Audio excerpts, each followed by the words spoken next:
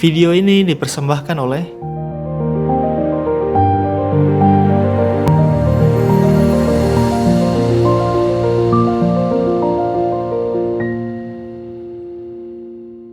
Kisah Ya'juj dan Ma'juj. Assalamualaikum warahmatullahi wabarakatuh. Halo sahabat semua, kembali lagi bersama channel YouTube Islami kesayangan Anda. Pada video kali ini, kita akan membahas tentang Ya'juj dan Ma'juj, yaitu dua suku yang akan muncul pada akhir zaman, dan kehadirannya merupakan suatu pertanda akhir zaman. Tidakkah kalian penasaran tentang siapakah Ya'juj dan Ma'juj ini sebenarnya? Nah, video ini akan memberikan sedikit cerita kepada Anda tentang Ya'juj dan Ma'juj. Jadi tetap simak video ini sampai selesai, agar semua informasi tersampaikan dengan baik. Tidak ada yang terpotong-potong, tertinggal, dan terlupakan. Insya Allah akan bermanfaat untuk kita semua. Jadi siapakah Ya'juj dan Ma'juj sebenarnya?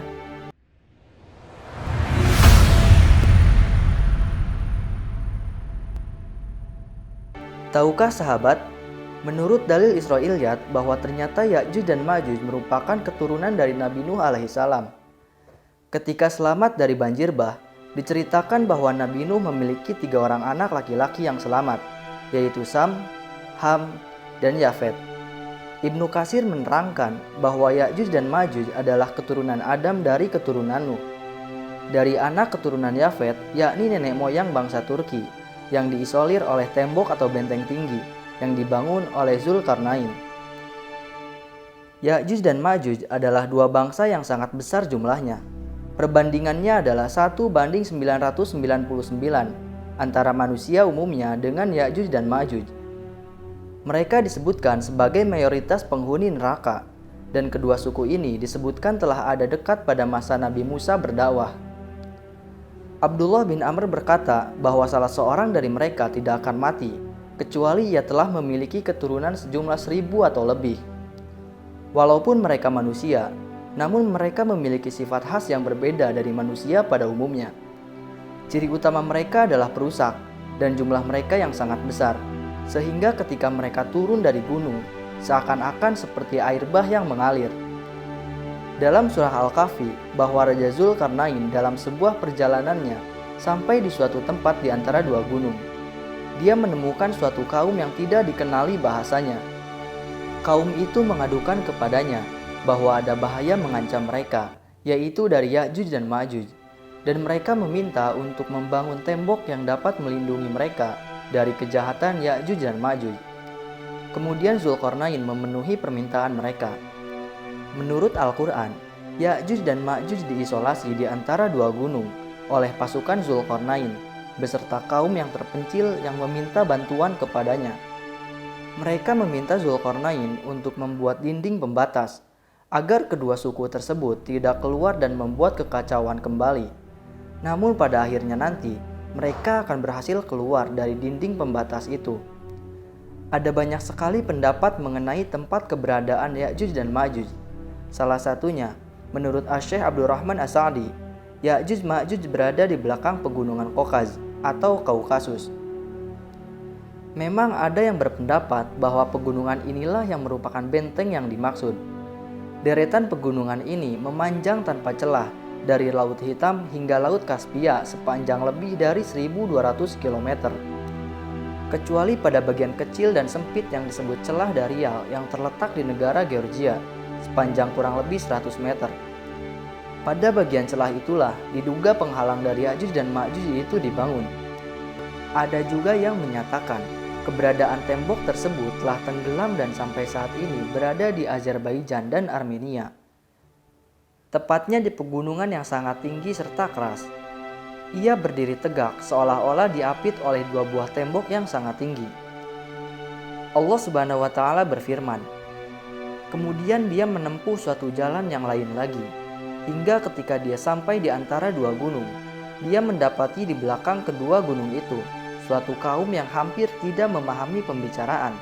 Mereka berkata, "Wahai Zulkarnain, sesungguhnya Ya'juj dan Ma'juj itu makhluk yang berbuat kerusakan di muka bumi. Maka bolehkah kami memberikan imbalan bagimu agar engkau membuat dinding penghalang antara kami dan mereka?" Zulkarnain berkata, Apa yang telah dianugerahkan oleh Rob kepadaku lebih baik daripada imbalanmu. Maka bantulah aku dengan kekuatan manusia dan alat-alat, agar aku dapat membuat dinding penghalang antara kamu dan mereka. Berilah aku potongan-potongan besi, hingga apabila potongan besi itu telah terpasang sama rata dengan kedua puncak gunung itu, Zulkarnain berkata, "Tiuplah api itu." Ketika besi itu sudah menjadi merah seperti api, dia pun berkata, "Berilah aku tembaga yang mendidih, agar kutuangkan ke atas besi panas itu." Maka mereka tidak dapat mendakinya, dan tidak pula dapat melubanginya. Zulkarnain berkata, "Dinding ini adalah rahmat dari Robku. Maka apabila janji Robku sudah datang, dia akan menghancur luluhkannya. Dan janji Robku itu benar. Dan pada hari itu kami biarkan mereka berbaur antara yang satu dengan yang lain. Dan apabila sangkakala ditiup lagi, akan kami kumpulkan mereka semuanya." Quran Surat Al-Kahfi ayat 92 sampai 99. Allah Subhanahu wa taala juga berfirman, "Hingga apabila tembok Ya'juj dan Ma'juj dibukakan dan mereka turun dengan cepat dari seluruh tempat yang tinggi. Dan apabila janji yang benar hari berbangkit telah dekat, maka tiba-tiba mata orang-orang kafir terbelalaklah. Mereka berkata, 'Alangkah celakanya kami.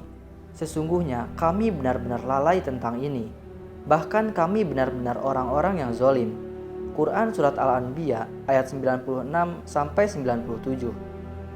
Rasulullah Shallallahu Alaihi Wasallam bersabda, "Sesungguhnya Ya'juj dan Ma'juj sedang berusaha keras melubangi dinding setiap hari, sampai apabila mereka melihat cahaya matahari, pemimpin mereka berkata, 'Pulanglah, kalian akan melubanginya besok.' Kemudian esok harinya, mereka kembali melubangi dinding itu dan bekerja lebih kuat dari yang kemarin, sehingga jika waktunya telah tiba, Allah akan mengirimkan mereka kepada manusia sesuai dengan keinginannya. Sehingga apabila mereka melihat cahaya matahari, pemimpin mereka berseru, 'Pergilah, kalian akan melubanginya besok, insya Allah.' Bisa juga kiranya dia mengucapkan kata pujian itu. Namun ketika mereka kembali hendak melubanginya, ternyata dinding itu sudah seperti keadaan semula saat mereka tinggalkan kemarin. Tapi mereka terus melubanginya dan akhirnya berhasil keluar menyerbu manusia. Mereka mengeringkan air dan orang-orang berlindung di benteng-benteng. Mereka melepaskan anak panahnya ke langit. Lalu anak-anak panah itu kembali dengan berlumuran darah. Mereka berkata dengan sombong, 'Kita telah mengalahkan penduduk bumi dan langit.' Kemudian Allah mengirimkan sejenis ulat pada tengkuk mereka hingga mereka mati. Kemudian Rasulullah SAW bersabda, 'Demi yang jiwa Muhammad berada di tangannya, sesungguhnya binatang melata di bumi akan menjadi kenyang dan gemuk karena dapat makan daging dan darah mereka.' Sahabat semuanya, Ya'juj dan Ma'juj sering mengganggu, menyerbu, dan membunuh suku-suku lain. Mereka pembuat onar dan sering menghancurkan suatu daerah. Hingga tiba saatnya, mereka akan mati atas izin Allah Subhanahu wa Ta'ala. Itulah dia berbagai hal tentang Ya'juj dan Ma'juj.